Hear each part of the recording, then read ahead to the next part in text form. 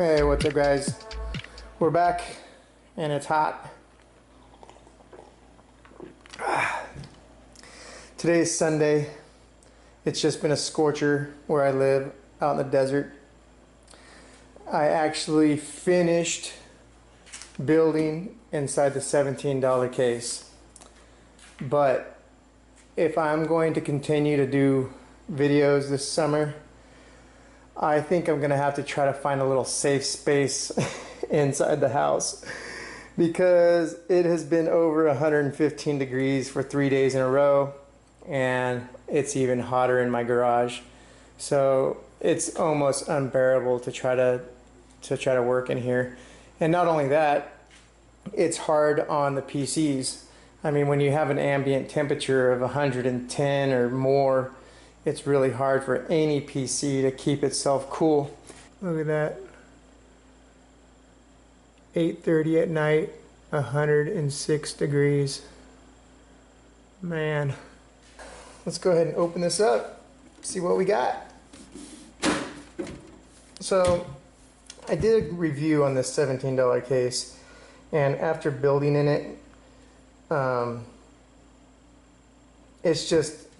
it's kind of a piece of shit, to tell you the truth. But I mean, it's kind of like, it's funny because if you're doing just a regular PC, you want to throw a motherboard in there and just have a little, you know, home PC. It's a pretty cool little case.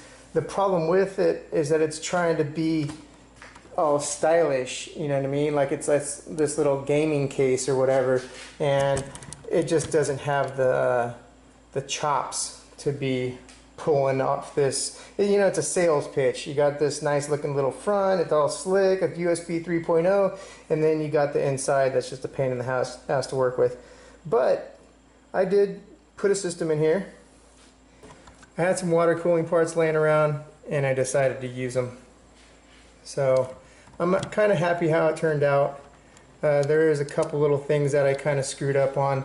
These two screws right here are actually holding the reservoir and pump in place, and I mounted it vertically just because it seemed like the easiest way to do it. It was going to allow my hoses to come out here all nice and symmetrical and stuff, but the pump is fairly strong and it's creating a little whirlpool in the reservoir, and it keeps sucking some air. It's not a ton of air, but it just feeds a couple little bubbles in here and there from creating a little whirlpool. So what I think I'm gonna do maybe tomorrow is drain it and flip this sideways, and hopefully I can orientate or whatever my hoses so they still look nice. But it's really cramped in there.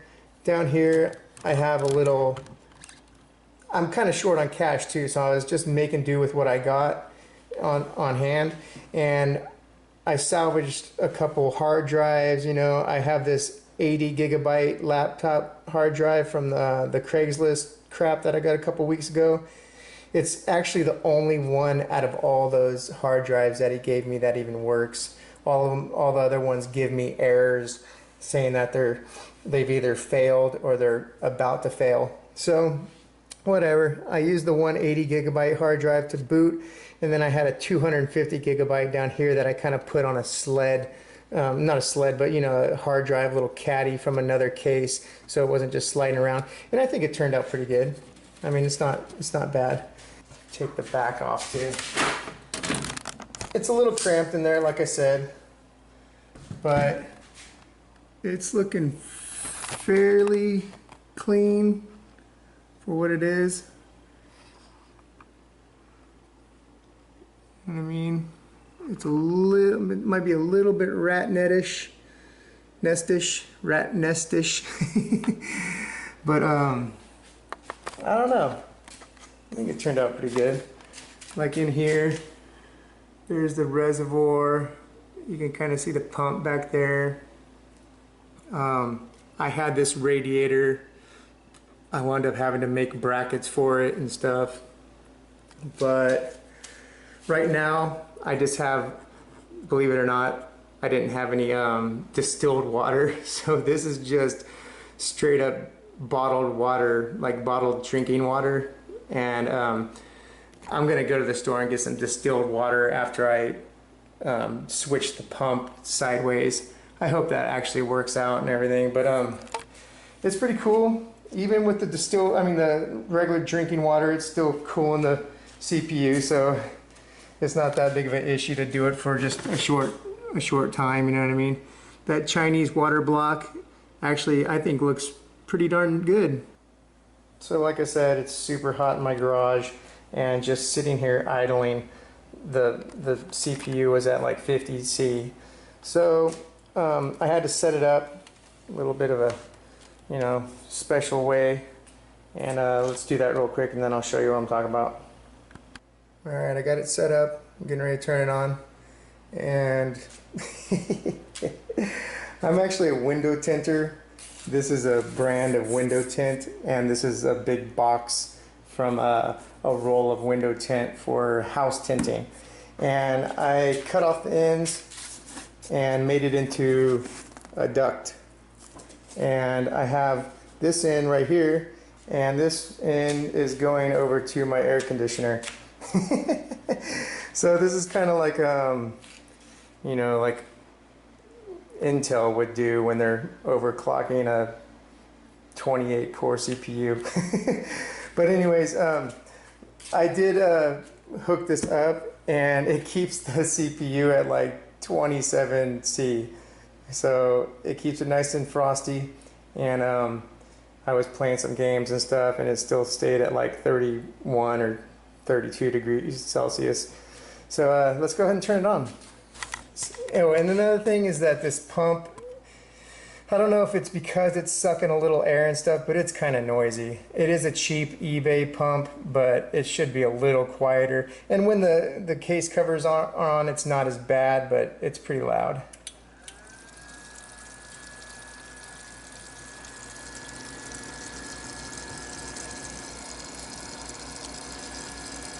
So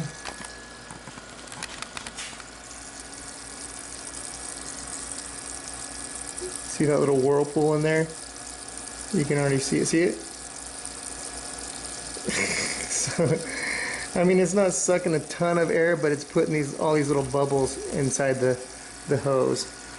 So, oh, and I put a green fan in there instead of the blue one that it came with, basically because it's a lot better fan. It's one of my best fans that I have, and so I went with it. And I guess now I can say I got RGB. I am liking this little loop though. This fan right here is that dirty fan that I showed in that box of junk the other day, all the two old school graphics cards and the TV tuner and all that stuff. Well, this is that super dirty 90mm fan, and I cleaned it up, and it's running nice. You know, it doesn't have any noise or vibration or anything, so that's pretty cool. I just turned it on, you know, so it's running at 44C, 45C, and that will continue to climb, especially if I start doing anything. But let's see.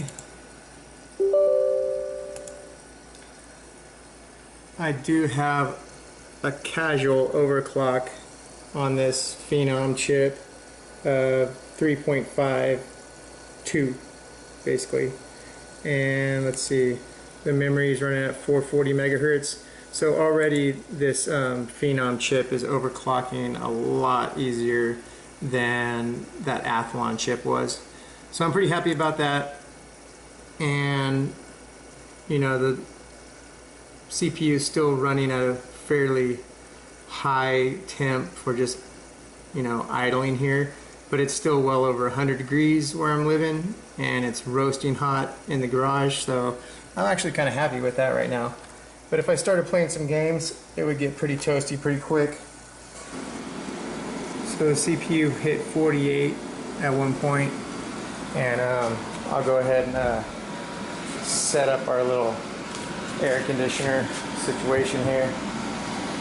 Sorry for it being loud, but it is what it is. Woo. Now watch this temp go down.